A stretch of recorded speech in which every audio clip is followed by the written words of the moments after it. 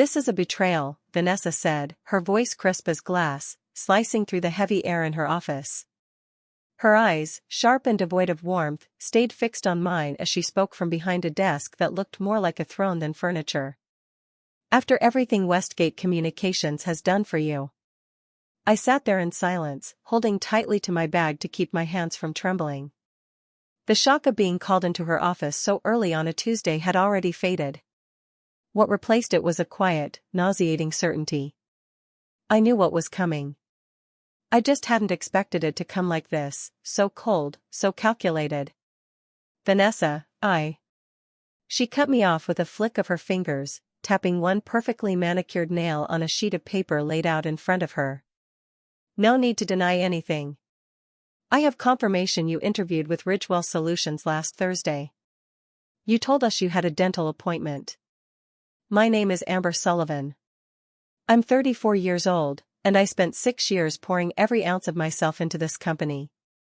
6 years in Portland, building client relationships, exceeding every metric, and becoming a pillar of stability and performance at Westgate. But none of that stood a chance against one printed email. I've arranged for security to escort you to your desk," she continued. "You may gather your personal belongings. Your building access has already been revoked."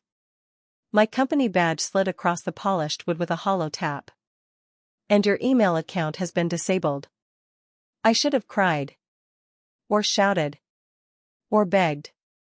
Maybe that's what she was waiting for. Maybe she wanted to watch me fall apart, to give her the satisfaction of confirming I was just another ambitious woman who had dared to want more. Instead, I stood. Slowly. Intentionally. Straightened my blazer. Met her gaze. "I understand." The look on her face flickered with something I couldn't quite place. Confusion, perhaps. Disappointment. As if she wasn't sure what to do now that I refused to crumble. I reached out and offered her my hand. "I wish you and Westgate continued success. This isn't just a story, it's a journey through betrayal, resilience, and reclaiming self-worth. Hit that like button and subscribe if you're ready to feel every word." She hesitated before giving a mechanical shake. And just like that, it was over. As the security guard followed me back to my cubicle, awkward, silent, I began packing what little of my life remained in that space. Family photos. Notebooks filled with strategy sketches. My desk plant. 6 years boiled down to one cardboard box. I expected to feel rage. Or devastation. But what I felt was clarity. No dramatics. No goodbye speeches. Just quiet dignity. I walked out of those glass doors for the last time with my head held high. The sun was warm on my face, April breeze soft against my skin. Vanessa thought she was punishing me. She couldn't have been more wrong. Just as I opened the trunk of my car, my phone buzzed. A message from David Clean, the CEO of Ridgewell Solutions. "Can we move our final conversation to today at 2 p.m.?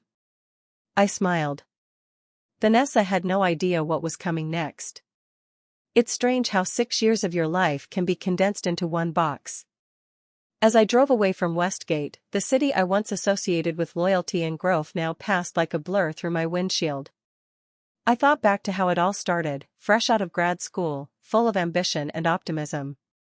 Despite holding a marketing degree from Oregon State, I'd taken an entry-level job just to get my foot in the door. I fetched coffee. Took notes. Stayed late. Volunteered for the projects no one else wanted. And over time, I rose.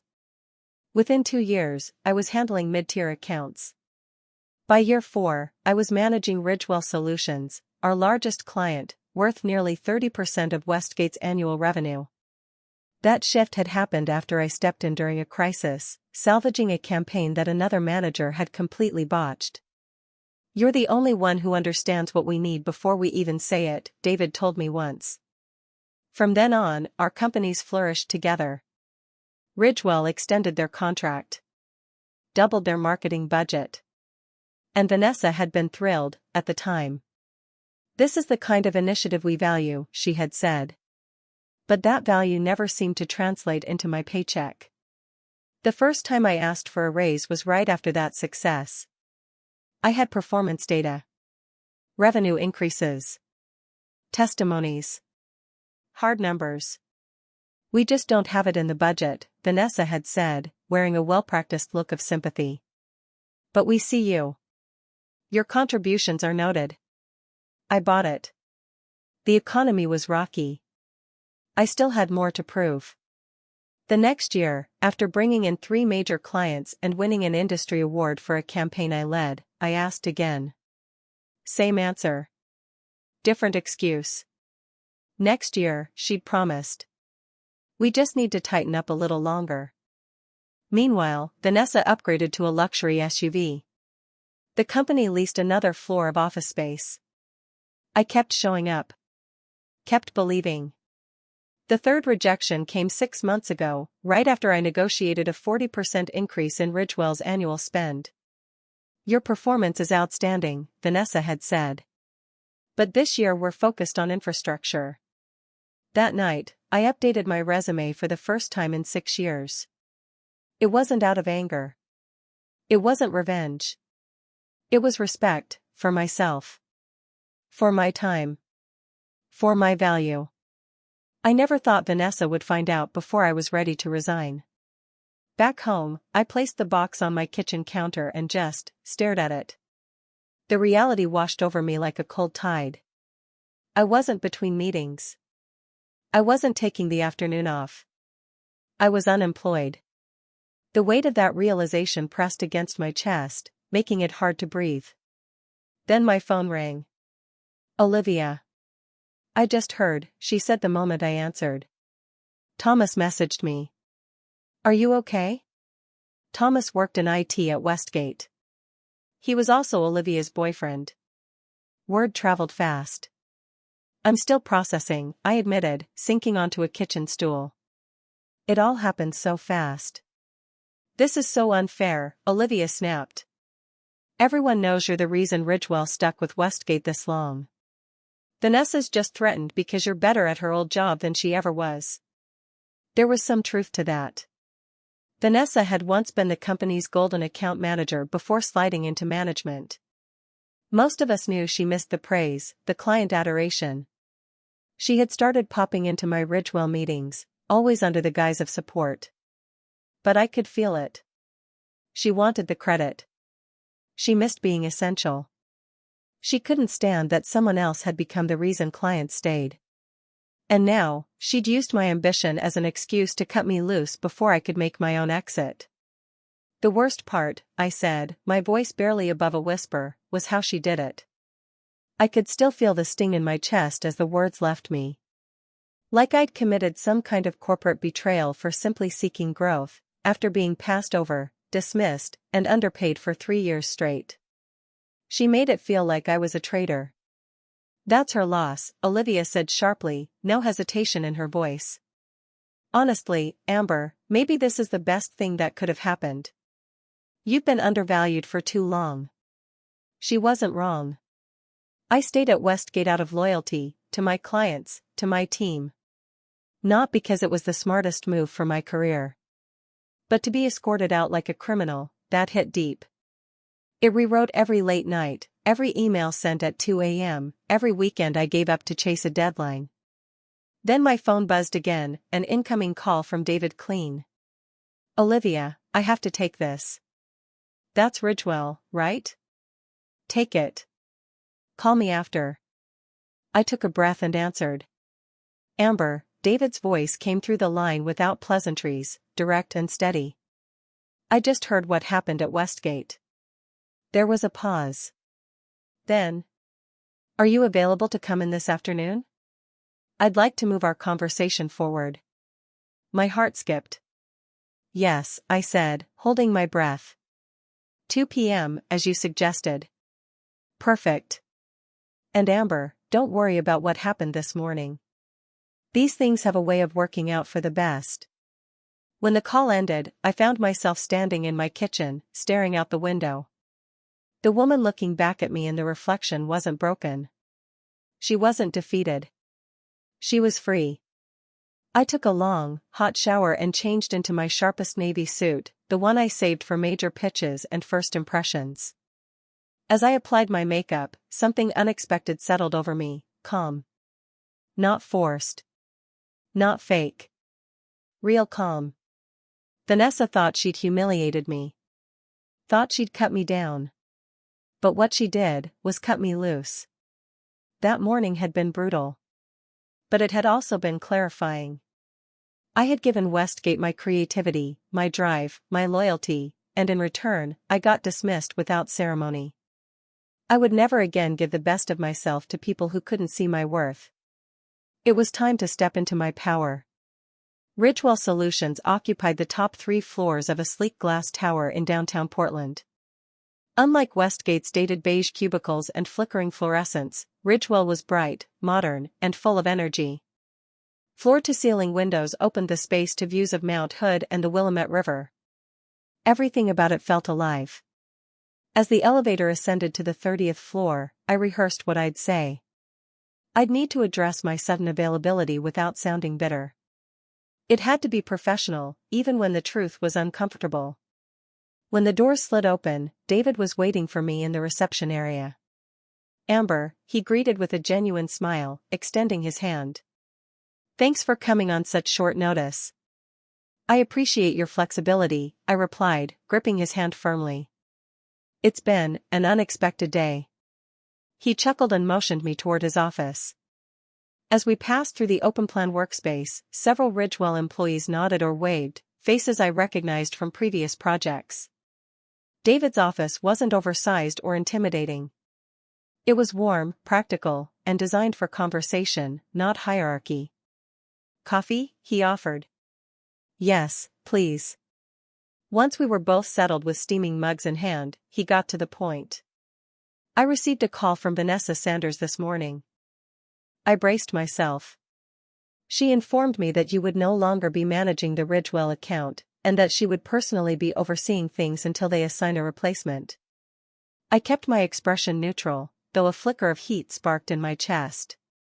Of course she'd try to reclaim the account now. Desperate to keep Ridgewell in her grip. "What she doesn't know," David continued, "is that we've been concerned about Westgate for a while." That caught me off guard. "Concerned?" I echoed, surprised. "Our latest campaign results exceeded projections by 23%. "They did," David agreed. "Thanks to your work. But we've noticed a shift, slower response times, lapses in quality from anyone not named Amber Sullivan, and frankly, it started to feel like our business isn't being treated with the urgency it deserves." He set down his mug and leaned forward slightly. 3 months ago, our board recommended we begin exploring other marketing partners. I pushed back, "Because of you. Your insight, your understanding of our brand, your ability to anticipate what we need, it's rare." My mind spun. Was he saying what I thought he was saying? "When you reached out about exploring opportunities here," he went on, "it felt like perfect timing." He paused. "But I want to be clear, this wasn't about poaching. We never intended to lure you away from Westgate. We were prepared to wait until you officially made your move." "I was going to give my 2 weeks' notice," I said quietly. "Once I had something concrete." David nodded. "I believe you. Your professionalism is why we're sitting here now." He opened a folder and slid a document across the desk. "This isn't an interview, Amber. It's a job offer." I looked down. "Director of Client Strategy. Build and lead a team. Oversee every agency partnership and marketing campaign across all divisions." My breath caught when I saw the salary figure. Nearly double what I'd been making at Westgate. More than I'd asked for in my last denied raise request. "This is incredibly generous," I managed. "This is market rate for someone with your results," David said, without flinching. "Sometimes, you have to walk away from the wrong situation to realize your real value." That night, the offer letter sat on my kitchen table, signed and ready to return in the morning. I had asked David for the evening to think it over. We both knew my answer would be yes. But professionalism mattered to me. And big decisions deserved space. My phone buzzed constantly that evening with texts from former coworkers. Word had spread fast about my departure, and even faster about my meeting at Ridgewell. I replied to a few close colleagues. But I avoided the gossip. Then a message from Thomas. Vanessa called a company-wide meeting after you left. Told everyone you were terminated for violating corporate loyalty. Said Harbor Point rewards loyalty above all. I smirked. So she was trying to turn me into an example. Then another text, from Jessica, our front desk receptionist. She's been locked in her office all afternoon. Making call after call. She looks stressed. Guess someone's nervous about Ridgewell. I didn't reply. There was no satisfaction in her panic. Only a deep sense of confirmation. I'd made the right call. A company that demanded loyalty but offered nothing in return? That wasn't a culture I wanted to belong to anymore. Then my phone rang again. An unknown number. Curious, I answered. Amber Sullivan, a calm female voice asked. This is Elaine Winters. I'm on the board at Westgate Communications. My stomach tightened. Board members don't usually call former employees. I understand there was an incident today regarding your employment, she continued. I'd like to meet with you tomorrow to discuss it. Maybe Vanessa was hasty in her decision. Perhaps that was the gift in the chaos. She had just dismissed her most valuable account manager without board approval, and now Ridgewell was potentially slipping out of her control. The phone rang again. Elaine Winters, on the board at Westgate, was calling. Thank you for reaching out, Ms. Winters, I said, calm but firm. But I've already accepted another position. A pause. May I ask where? She asked. I don't think that's appropriate to share at this time, I replied. Another pause. Then came the offer, Amber, if this is about compensation, I'm sure we can revisit those discussions. The board values your contributions. I recognized the irony. 3 years of detailed, documented salary requests denied, now the board wanted to reevaluate my worth. It's not just about compensation, I said honestly. It's about respect.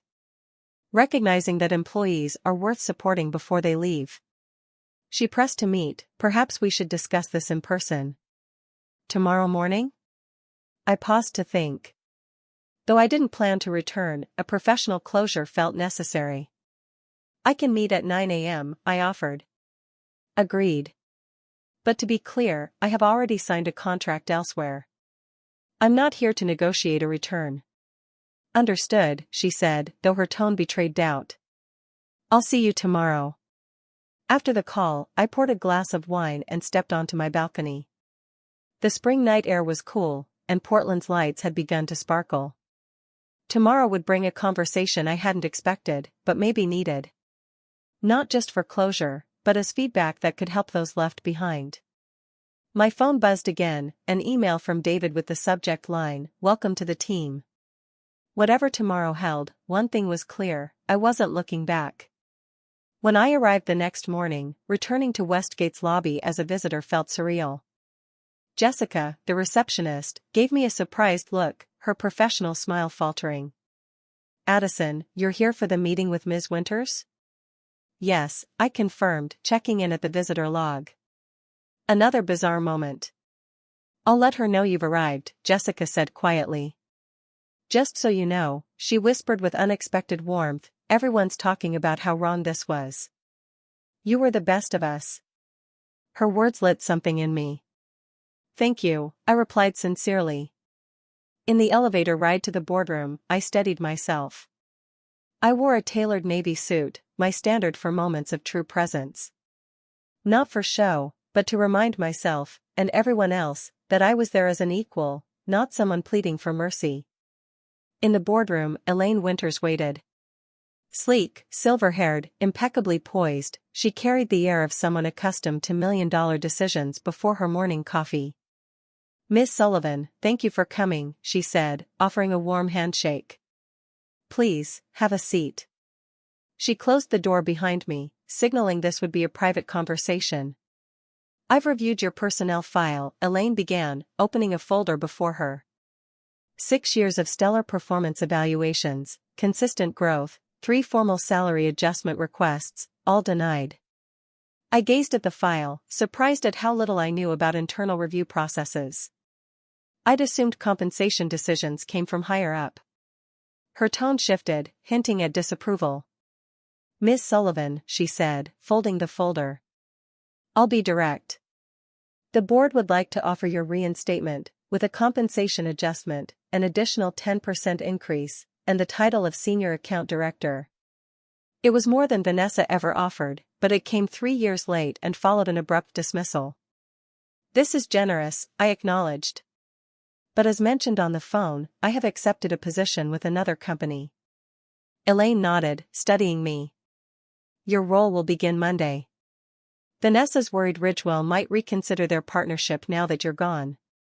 And just like that, the real reason behind this meeting revealed itself, not concern for how I was treated, but fear of losing a multimillion-dollar client. I kept my voice even. "That would be a question for Ridgewell," I said. Elaine nodded, visibly appreciating the discretion. "One last thing, if I may," she continued. "What could Westgate have done differently to keep you?" The question caught me off guard, but I welcomed it. I took a beat to consider my response. "Recognize my value before I had to find it somewhere else," I said plainly. "Loyalty is a two-way street, Ms. Winters." Westgate expected unwavering commitment while repeatedly showing I wasn't worth investing in. That creates an unsustainable imbalance. She nodded solemnly. "A fair assessment." As she stood and offered her hand, she added, "Thank you for your candor. Whatever your next steps may be, I wish you success." I left the building for the second, and final, time, feeling lighter than I had in years. That meeting hadn't been about offering me a second chance, it had been about allowing me to reclaim my story and exit on my own terms, with my dignity and professional reputation intact. Closure, as unexpected as it was, had been granted. By Monday morning, excitement and nerves intertwined as I stepped into my new office at Ridgewell Strategies. Not a cubicle. Not shared space. An actual office with glass walls, mountain views, and a door with my name on it. David had made sure everything was ready, welcome basket, tech setup, even a handwritten note. At 9 a.m., he stopped by to introduce me to my new team, 5 sharp marketing professionals who'd be reporting directly to me. It hit me then, the irony. I had left Harbor Point managing one client. Now I'd be overseeing every agency partnership Ridgewell had, including whoever now handled Westgate. "This is Addison Sullivan," David announced. "Our new Director of Client Strategy. Many of you know her from her outstanding work with Westgate Communications. We're lucky to have her here." After brief introductions and a team huddle, David invited me to join a meeting in the conference room. Several members of Ridgewell's executive team were already seated. "Before we dive into new campaigns," David said, "we'd like your insight on a major decision." The CFO jumped in. "With everything that's changed, we're reevaluating our contract with Westgate. It's up for renewal next month." "You know our expectations," the CMO added. "You've worked directly with them. You understand both our needs and their capabilities." In front of me sat a golden opportunity to recommend cutting ties with Westgate. Sweet, clean, corporate revenge. But I wasn't that person. "Let's assess them as we would any potential partner," I said calmly. "Their output has been strong, but future consistency and account management are going to be key." At 11 a.m. that Wednesday, exactly 1 week since my dismissal, an email went out. Not from me, but from Ridgewell's executive office. It was professional, short, and final. After reviewing proposals from several agencies, Ridgewell would transition its account to Meridian Creative. Effective immediately. Materials to be transferred by end of day Friday. Transition led by Addison Sullivan. I imagined Vanessa reading that message. The realization. The sting. The full weight of what she'd lost. Not only had she fired her top account manager, she'd now lost her most important client, worth nearly a third of their yearly revenue. And I would be the one overseeing the transition. The perfect revenge had fallen into my lap, without scheming, without sabotage. I hadn't needed to say a single bitter word. Westgate's internal issues had done the job for me. Later that day, I got a LinkedIn request from Jessica, Westgate's receptionist, followed by a message. The office is chaos. Vanessa's been in emergency meetings all day. 3 other account managers updated their resumes this morning. Karma moves fast. I didn't reply right away. There was no need to gloat. Instead, I focused on settling my team and strengthening our workflows. Success, after all, was the most satisfying form of closure. Eventually, I accepted Jessica's request, with a simple note. Thank you for your kindness. Wishing you all the best. It felt better than expected, taking the high road. My new role at Ridgewell brought challenges and growth I never would have experienced if I'd stayed stuck at Westgate, waiting to be seen. Because sometimes, the best revenge isn't something you chase. It's what happens when you finally value yourself, when others didn't. Looking back a year later, I realized Vanessa had accidentally given me the greatest gift of all, the push I needed to claim what I truly deserved. Not revenge, but self-respect, and the courage to own the success I was always meant for. Dairy share, like, and new subscriber helps us bring real stories to life. If this one hit home, you know what to do. Subscribe, like, and stay tuned, there's so much more ahead.